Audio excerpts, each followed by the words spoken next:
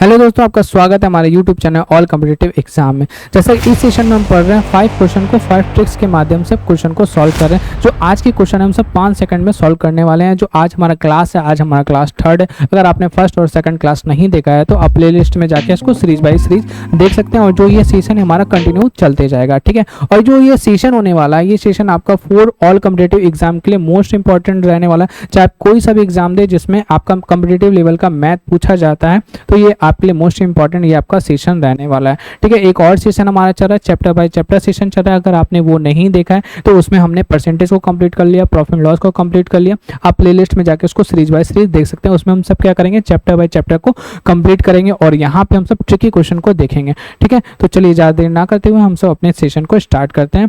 और हमारा first question है हमारा ये फर्स्ट क्वेश्चन क्या कह रहा है कि किसी वृत्त की दो समानांतर जीवाएं जो केंद्र के एक ही ओर है, उनके बीच की जो दूरी है वो 7 सेंटीमीटर है। यदि उनकी लंबाई जो दी गई है जीवाएं की वो आपकी 24 सेंटीमीटर और 10 सेंटीमीटर है तो वृत्त की त्रिज्या निकालनी है। इस क्वेश्चन को अगर आप बेसिक से बनाएंगे तो आपको लगेगा 1 से 2 मिनट, लेकिन हम सब क्या करेंगे, इसको ट्रिक के माध्यम से देखेंगे जो कि 1 से 2 सेकंड में इसको क्वेश्चन को सॉल्व कर लेंगे। लेकिन इससे पहले हम सब इस क्वेश्चन को समझ लेते हैं, क्वेश्चन का लैंग्वेज क्या है, ठीक है। पहले हम बना लेते हैं एक सर्कल, ठीक है। क्वेश्चन में बोला गया है, पहले यहाँ पे मान लेते हैं सेंटर यानी कि O मान लेते हैं। क्वेश्चन में क्या बोला गया है कि वृत्त की दो समानांतर जीवाएं हैं जो केंद्र के एक ही ओर है। केंद्र के एक ही ओर, या तो आप इधर ले लीजिए जीवाएं या तो आप ले लीजिए इधर। तो हम ले लेते हैं यहाँ पे ले लेते हैं।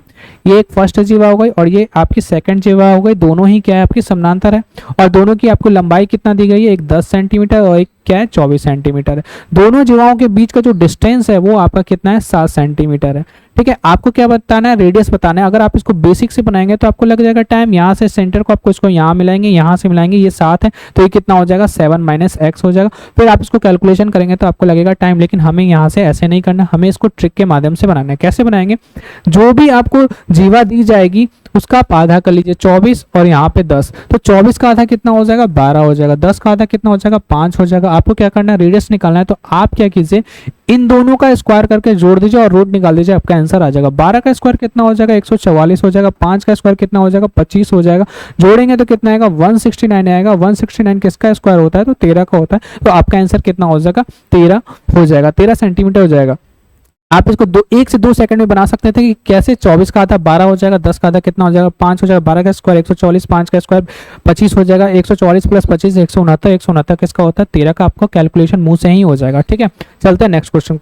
सेकंड क्वेश्चन क्या कह रहा है कि एक वस्तु का अंकित मूल्य जो 250 रुपए है और अंकित मूल्य पर 20% और आपको एक छूट मिली है x%, वही आपको बताना है। छूट मिलने के बाद जो वस्तु है 150 रुपए 60 पैसा में मिला। ऐसा कोई सा भी एग्जाम नहीं है जिसमें कि ये आपके क्वेश्चन आते ना हो। ये बहुत फेमस क्वेश्चन है, ठीक है। पहले क्वेश्चन को समझते हैं। 250 रुपए का कोई वस्तु था, उस पर 2 छूट मिल रहा है आपको। एक तो 20% का छूट मिला और एक आपको छूट मिल रहा है x% का, जो आपको नहीं पता वही आपको निकालना। छूट मिलने के बाद जो वस्तु है वो आपको कितना में मिल रही है, 150 रुपए 60 पैसा मिला। इस क्वेश्चन को हम कैसे बनाएंगे, तो यहाँ पे लिख लेते हैं मार्क प्राइस और यहाँ पे लिख लेते हैं सेलिंग प्राइस, ठीक है। तो 250 रुपए की अंकित मूल्य थे, उस पर आपको 20% का छूट मिला, यानी कि वस्तु आपको कितना में मिल रहा है, 80% में मिल रहा है। तो 80 को 100 से डिवाइड करेंगे तो क्या आएगा, 0.8 आएगा, 0.8 आएगा, ठीक है। और वस्तु आपको कितना में मिल रहा है, 185 रुपए 60 पैसा में आपको मिल रहा है। जैसे ही कैलकुलेशन करेंगे, दोनों का रेशियो निकालेंगे तो कितना आ जाएगा। यहाँ पे हम क्या करते हैं, पॉइंट बैठा देते हैं और यहाँ पे पॉइंट हटेगा तो नीचे 1 और 0 बैठेगा। यहाँ पॉइंट हटेगा तो 1 आपका 00 बैठेगा। तो ये 0 से 0 कट गया, ये 0 से 0 कट गया। 8 का टेबल में पूरी कट जाएगा। कितने बार में कटेगा, 8 दूनी 16 हो जाएगा। और आपका कितना बना, 8 या 24 और 8 दूनी 16। रेशियो के हिसाब से देखेंगे तो कितना है, 250 मार्क प्राइस और कितना है 232 आपका सेलिंग प्राइस है। यानी कि 250 रुपए की चीज जो है आपको 232 रुपए मिला। यानी कितना रुपए का डिस्काउंट मिला है, तो हम देख रहे हैं कि 18 रुपए का डिस्काउंट मिला है। यही तो आपको बताना है, डिस्काउंट प्रतिशत बताना है। तो डिस्काउंट प्रतिशत बताना है तो कितना रुपए का आपको डिस्काउंट मिला, 18 रुपए का डिस्काउंट मिला। कितना पर मिला, 250 पर। तो यहाँ पे लिखेंगे 250। यहाँ पे लिख लेते हैं क्या, गुना 100%। तो यहाँ पे जैसे ही 0 से 0 काटेंगे कितना बार में कट जाएगा, 5 से काटेंगे, 2 बार में 5 से काटेंगे 5, 18 दूनी कितना हो जाएगा, 36 हो जाएगा। 36 को 5 से डिवाइड करेंगे तो 7 × 5 = 35।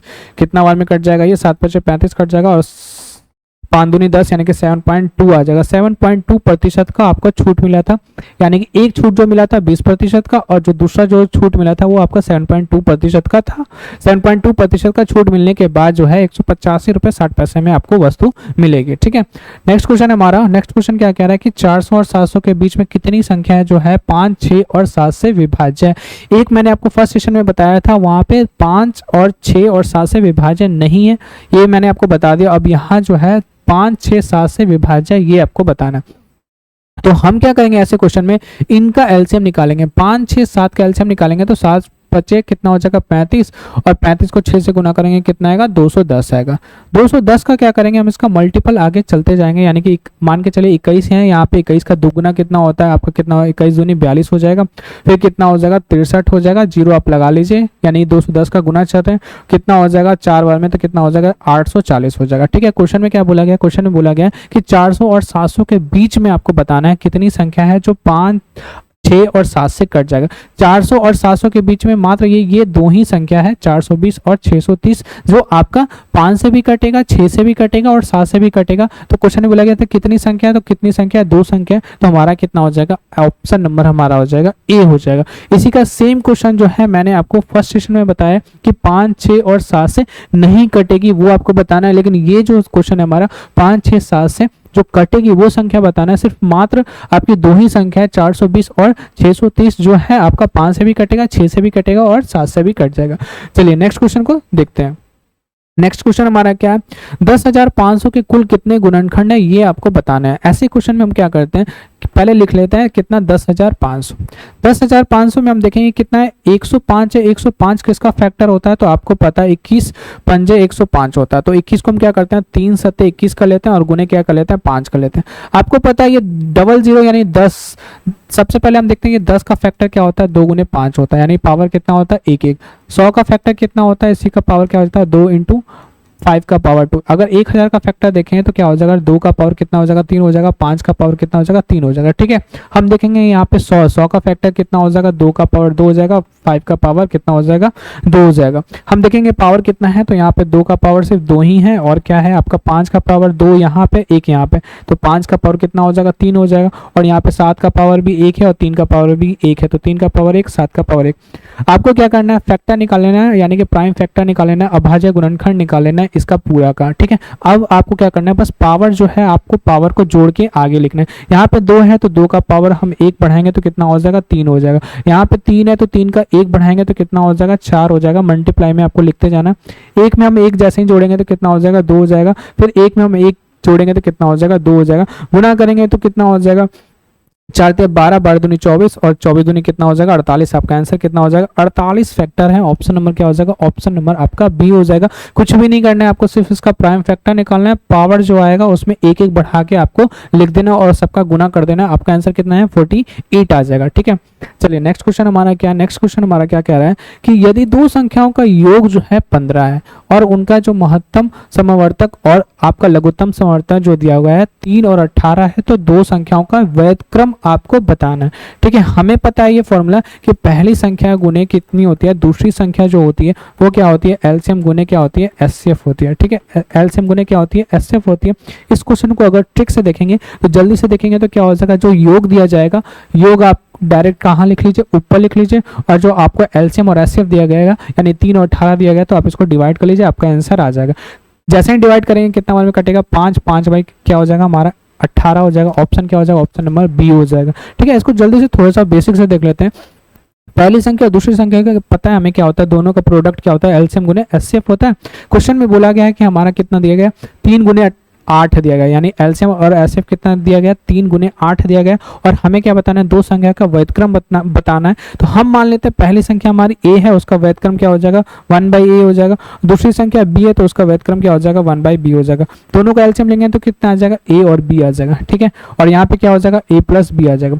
हमें क्या है, दो संख्या का योग दिया गया यानी कितना दिया गया 15 दिया गया, और आपको a × b यानी कि आपको पता है कि दो संख्या का जो आपका मल्टीपल होता है वही आपका एलसीएम गुने एचसीएफ होता है, यानी कि 3 इंटू क्या लिखेंगे यहाँ पे 18 लिखेंगे। जैसे हम यहाँ पे कैलकुलेशन करेंगे तो कितना आएगा 5/18 आएगा, जैसे कि मैंने आपको ट्रिक से बता दिया। तो अगर ऐसे क्वेश्चन में योग दिया जाए तो डायरेक्ट आप योग ऊपर लिख लीजिए, और आपको एलसीएम एचसीएफ दिया जाए तो डायरेक्ट आप उसको डिवाइड कर लीजिए, तो हमारा कितना आएगा आंसर आएगा 5/18 हो जाएगा।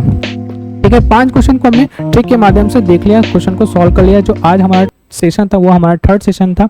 अगर आपको सीरीज बाय सीरीज देखना है तो आप प्लेलिस्ट में जाके इसको सीरीज बाय सीरीज कंटिन्यू देख सकते हैं। ठीक है, आज के बाद मिलते हैं हम सब नेक्स्ट सेशन में, इसका आगे कंटिन्यू करते हैं, सेशन लाते हैं, फिर उसमें कुछ अच्छे लेवल के क्वेश्चन देखेंगे और वो भी ट्रिक के माध्यम से देखेंगे। तो चलिए आज के लिए इतना ही, थैंक यू।